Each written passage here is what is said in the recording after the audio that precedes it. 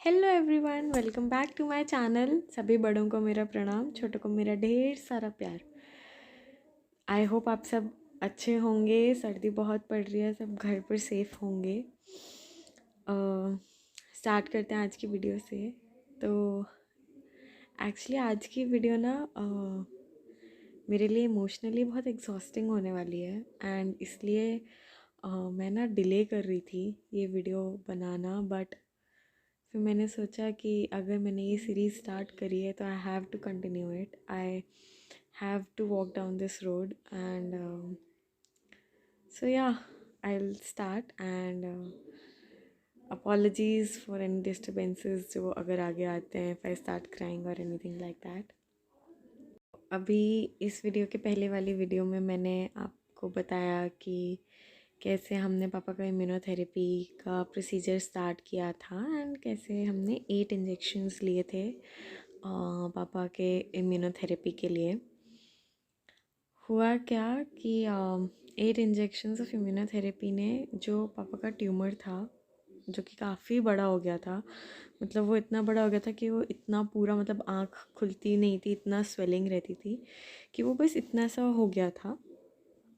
And धीरे धीरे पापा अपना सूखी रोटी और ये सब खाना शुरू करने लगे थे, दाल के पानी में गलाकर। सूखी मतलब रोटी की पापड़ी एंड दाल के पानी में। तो हुआ क्या कि हमारे को फरीदाबाद वाले हमारे डॉक्टर ने सजेस्ट किया कि इट्स बेटर अभी जब बॉडी इम्यूनोथेरेपी को रिस्पॉन्ड कर रही है कि हम तभी सर्जिकल प्रोसीजर एक और करवा लें, क्योंकि वी नेवर नो, क्योंकि कैंसर जितना अग्रेसिव था कि वो कब इम्यूनो रेजिस्टेंट भी हो जाएगा इम्यूनोथेरेपी के अगेंस्ट। तो उन्होंने हमें सर्जरी के लिए डॉक्टर सजेस्ट करे थे, वो डॉक्टर मुंबई में थे। तो सारा ट्रीटमेंट मतलब इंजेक्शन्स वगैरह यहाँ से लगवाने के बाद हम मुंबई गए थे, मैं, मम्मी और पापा। मुंबई में हमें पता चला कि हमारा केस एक्चुअली बहुत ज़्यादा बिगड़ा हुआ है एंड उसमें मतलब बहुत रिस्क है सर्जरी में, but at the same time surgery करना भी ज़रूरी है, बिकॉज़ अगर सर्जरी नहीं होती तो बॉडी इम्यूनोथेरेपी के अगेंस्ट रेजिस्ट करने लगती। तो फिर हम लोग मुंबई गए एंड सर्जरी की तैयारियां वगैरह शुरू हुई। तो होता क्या है कि ऑन्को सर्जरी के साथ ना प्लास्टिक सर्जरी मोस्टली हमेशा होती ही है, बट पापा के केस में थोड़ा क्योंकि इन्फेक्टेड एरिया ज़्यादा था तो प्लास्टिक सर्जरी की ज़रूरत थी, तो प्लास्टिक सर्जरी भी हुई थी साथ में। अब हुआ क्या कि वहाँ पर ना क्योंकि मैं, मम्मी, पापा थे एंड पापा बिकॉज़ हॉस्पिटल में थे, तो मैं और मम्मी, हम लोग, मतलब मम्मी हॉस्पिटल में दिन में रहती थी पापा के पास, मैं रात में रहती थी। तो मैं और मम्मी भी ज़्यादा नहीं मिल पाते थे, हम लोग भी दिन में ऐसे बस 5-10 मिनट को मिलते थे। तो हुआ क्या कि सर्जरी के एक दिन पहले, बिकॉज़ उस दिन मम्मी ने बोला था सर्जरी के पहले वाली रात मम्मी हॉस्पिटल में रुकेंगी और कि मैं सुबह हॉस्पिटल आ जाऊँगी। तो दिन में मैं ही थी क्योंकि रात को मम्मी को रुकना था। तो जब डॉक्टर्स आए सर्जरी पापा की प्लान करने, तो एक्चुअली उस टाइम पे मैं लंच करने जा रही थी एंड मैं लंच करने के लिए निकली, इतने में आई सॉ कि डॉक्टर्स वो कमिंग, तो मैं वापस आ गई। पापा डॉक्टर्स आ रहे हैं आपकी सर्जरी प्लान करने, मैं उसके बाद जाऊँगी। अब हुआ क्या कि जब डॉक्टर्स आए, डॉक्टर्स ने प्लान करना स्टार्ट किया, उन्होंने रिपोर्ट्स देखना शुरू किया। तो वो लोग ना बेसिकली स्केच पेन या मार्कर से मार्क करके देख ली pictures, so that during the surgical procedure उनके पास पिक्चर्स होती हैं टू गाइड देम कि कहाँ से कैसे क्या करना है। तो मुंबई वाले जो डॉक्टर थे ना वो थोड़े ज़्यादा स्ट्रिक्ट थे, तो उन्होंने ना सबसे पहले तो प्लानिंग के दौरान पापा को भी बहुत डांटा कि कहाँ केस बिगाड़ के आए हो तुम, इतना ख़राब हो चुका है तुम्हारा केस, इतना बड़ा रिस्क है, इतना ये है वो है, मतलब उन्होंने बहुत पापा को डांटा। तो मैं ऐसी थी, मैं कहा पेशेंट को क्यों डांट रहे हो आप सर्जरी के एक दिन पहले। एंड वो मतलब जितना गुस्सा कर रहे थे पापा बस स्माइल कर रहे थे, पापा बस कॉन्स्टेंटली ऐसे सुन रहे थे कि सर आप क्या करें, गलती हो गई और ये सब। तो हुआ क्या कि ये सब बोल के डॉक्टर वगैरह बाहर गए प्लानिंग वगैरह करके, पिक्चर्स क्लिक करके। तो जैसा कि मैंने बताया कि मैं लंच करने जाने वाली थी, तो पापा ने बोला कि जाओ लंच करे आओ। मैं रूम के बाहर आई, मैं लंच करने जा रही थी। डॉक्टर्स ने मुझे देखा, डॉक्टर्स ने मुझे बुलाया। उन्होंने बोला बेटा केस बहुत ख़राब है, बहुत बड़ा रिस्क है सर्जरी करने में, बिकॉज़ इन्फेक्शन बहुत ज़्यादा है, कैंसर बहुत ज़्यादा फैला हुआ है। एंड प्रॉब्लम ये नहीं है कि हम इन्फेक्टेड एरिया निकाल पाएंगे या नहीं, प्रॉब्लम ये है कि इन्फेक्टेड एरिया निकालने के बाद हम उसको वापस क्लोज़ कर पाएंगे या नहीं प्लास्टिक सर्जरी में। एंड सेकेंडली बिकॉज़ इतना बड़ा पोर्शन निकलेगा तो उसमें रिस्क होता है पेशेंट के होश में वापस ना आने का। तो तुम डिसाइड कर लो कि तुमको वो सर्जरी करवानी है, नहीं करवानी, करवानी है तो कौन सी करवानी है। तो सब हम अपनी अपनी जगह पर अकेले, ना तो ये चीज़ मैं किसी के साथ भी शेयर कर सकती हूँ, बिकॉज़ मुझे पता है कि अगर मैं ये चीज़ किसी के भी साथ डिस्कस करूँगी, जो रेसिपिएंट होगा वो घबरा जाएंगे। तो उस टाइम पर मैं वो नहीं चाहती थी। सेकेंडली वो डर जाएंगे। तो हुआ क्या, मैं जल्दी को नहीं रोती थी, जैसा रोती हूँ अभी भी, मेरे यहाँ से जल्दी को नहीं आते थे, जैसा कि मैंने आपको बताया था सभी को।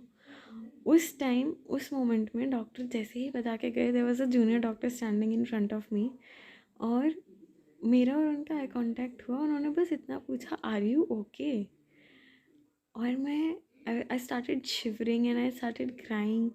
और वो उन्होंने मुझे पानी दिया, उन्होंने मुझसे पूछा कि, उन्होंने मुझे बताया कि देखो ये जो भी कुछ डॉक्टर्स प्लान कर रहे हैं ये सब पापा की तबीयत ठीक करने के लिए कर रहे हैं, ना करना भी कोई ऑप्शन नहीं है आपके पास, क्योंकि वो भी रिस्क है एंड करना तो है ही। तो वो इतना मुश्किल था कि मैं 10-15 मिनट वहीं खड़ी, मैं रोई, मैंने खुद को काम डाउन किया, मैं वापस आ गई। तो पापा बोलते खाना खाए आई? मैंने कहा हाँ पापा। कहते क्या खा कर आई? मैं कहा वो पाव भाजी खाई थी। वो कहते चलो ठीक है, पेट भर गया? मैंने कहा हाँ पापा। एंड ऐसे करके मैंने झूठ बोल दिया। फिर रात को उस दिन सर्जरी के टाइम पे मम्मी रुकी थी एंड मैं गेस्ट हाउस में थी। तो मैं सुबह ही पापा की सर्जरी के लिए, पापा को जाते उसके पहले ही मैं आ गई थी हॉस्पिटल। जब पापा सर्जरी के लिए जा रहे थे, नर्स आए थे व्हील चेयर लेके पापा को ले जाने के लिए। आई रिमेम्बर हम लोगों ने ना हनुमान चालीसा बजाया हुआ था एंड वो ना लिफ्ट से ऊपर ले जाते हैं ओटी में।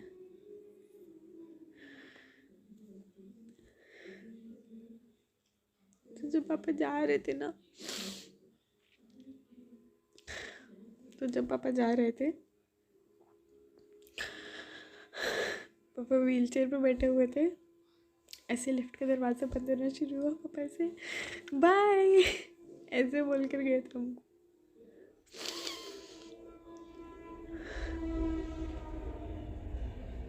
बहुत टफ होता है जब दिमाग में ये चल रहा होता है ना कि पता नहीं पापा को होश आएगा या नहीं आएगा।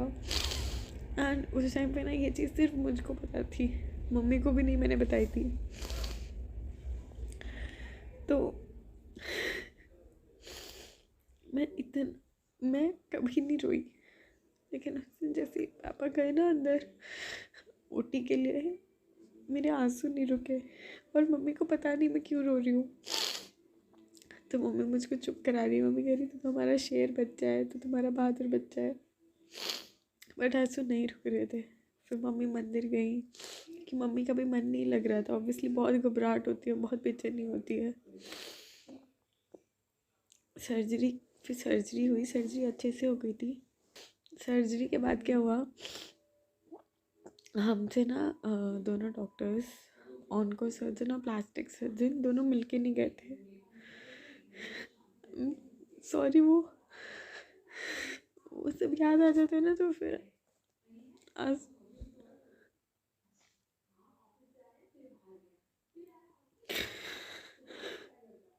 तो हुआ क्या कि हमसे दोनों डॉक्टर्स मिलके नहीं गए थे। ऑनको सर्जन तो चले ही गए थे, तो हॉस्पिटल में ही नहीं थे। हमने बोला कि हमको एटलीस्ट डॉक्टर से तो मिलना है, हमको प्लास्टिक सर्जन से मिलना है, हमको जानना है कि सर्जरी कैसी हुई है। हम गए, मैं और मम्मी उनके पास। हमने, वो भी जाने ही वाले थे, हमने उनको जब अपनी कार में बैठ चुके थे हमने उनको वहाँ जाके पकड़ा कि एटलीस्ट हमको बताइए तो क्या हुआ, सर्जरी कैसे हुई। ही शोड अस पिक्चर्स पापा की फ्रॉम दी ओटी, जिसमें पापा का ऐसे पूरा ये खुला हुआ, आंखें बंद हैं, ही इज़ वेयरिंग वो कैप जो पेशेंट्स को पहनाई जाती है, इतना पूरा इस ओपन अंदर का सब दिख रहा है, his bones and muscles and everything. अब जब भी उन्होंने मुझे दिखाया, मैं तो ठीक थी, मैं नहीं चाह रही थी कि मम्मी को ये सब देखना पड़े, कि ऑब्वियसली घबराहट हो जाती, कोई भी ये सब नहीं देखना चाहता। बट डॉक्टर ने मम्मी को भी दिखा दिया, पर मम्मी भी उतनी ही स्ट्रांग है, तो मम्मी ने भी उसको बहुत अच्छे से हैंडल किया। और फिर कोई बात नहीं, फिर हम लोग बस वेट कर रहे थे कि हम वेट सभी लोग कर रहे थे कि होश आ जाए, बट मैं थोड़ा ज़्यादा शिद्दत से, मैं बस ये चाह रही थी कि होश आ जाए, पापा को कैसे भी ठीक हो जाए, जल्दी से जल्दी ठीक हो जाए बस। तो जब पापा को ना ओटी से आईसीयू में शिफ्ट किया था, तो सबसे पहले मैं गई थी पापा को देखने कि हाउ इज़ ही, कैसे हैं। तो वो ना आईसीयू में इतने पास तक जाने देते, मतलब आई कुड लिटरली टच पापा if I wanted to, but I didn't because I was scared कि कहीं लग ना जाए या कुछ। बट हुआ क्या कि जब मैंने देखा ना कि he was breathing, he was बहुत लंबी लंबी सांस ले रहे थे, एंड मैंने देखा कि वाइटल्स भी ठीक है, like BP, heart rate, oxygen level, तब जाके मेरे को ना जान में जान आई। बट वो भी ना ऐसे पार्ट वो था, सेटिस्फैक्शन था, पूरा नहीं था। जब नेक्स्ट डे सुबह पापा को होश आ गया है, तब जब हम मिलने गए हैं, और जब मैंने पापा से पूछा पापा ठीक हो कैसे, पापा ने बोला बढ़िया। तो वो जो बढ़िया था ना उनका, वो कांस्टेंट था। पापा लास्ट तक, ट्यूसडे रात तक हमको यही बोल रहे थे कि वो बढ़िया है। तो मतलब हाँ, वहाँ तक। फिर जब पापा को होश आ गया, पापा ने बोला पापा बढ़िया है, तब फिर जाके मुझे ऐसे थोड़ी जान में जान आई। एंड अगेन, आज की मेरी इस वीडियो का कोई लेसन या कुछ नहीं है, मैं बस अपनी स्टोरी शेयर करना चाहती थी कि मैं कितना ऐसे वल्नरेबल फील करती थी, मैं कितना परेशान थी कुछ कुछ टाइम्स पर। एंड आई नो बहुत से लोग होंगे जो कि मेरी जैसी ही सिचुएशन में होंगे, एंड बहुत से लोगों के पास शायद कोई नहीं होगा। कुछ बातें होती हैं जो कि सिर्फ अपने तक ही रखनी पड़ती हैं, उस टाइम पे, उस मोमेंट में किसी को भी नहीं बता सकते, खासकर जो कि जान पहचान वाले हैं, क्योंकि वो लोग घबरा जाएंगे। तो अगर आपकी लाइफ में ऐसा कोई है जो कि ऐसे दौर से गुजर रहा है, प्लीज़ प्लीज़ प्लीज़ उनको मेरे चैनल के बारे में बताइए। I really want to be there for such people. मैं सच में चाहती हूँ कि अगर उनके पास कोई नहीं है बात करने को, तो मैं उनकी वो एक फ्रेंड बन पाऊँ, या उनकी वो एक साथी बन पाऊँ जिनसे वो अपने मन की बात बांट पाएँ। और क्योंकि मैं इस दौर से गुजरी हूँ, तो मैं समझ भी सकती हूँ कि क्या फील कर रहे होंगे वो। तो आज के लिए बस इतना ही, मिलते हैं नेक्स्ट वीडियो में। Thank you, bye, good night.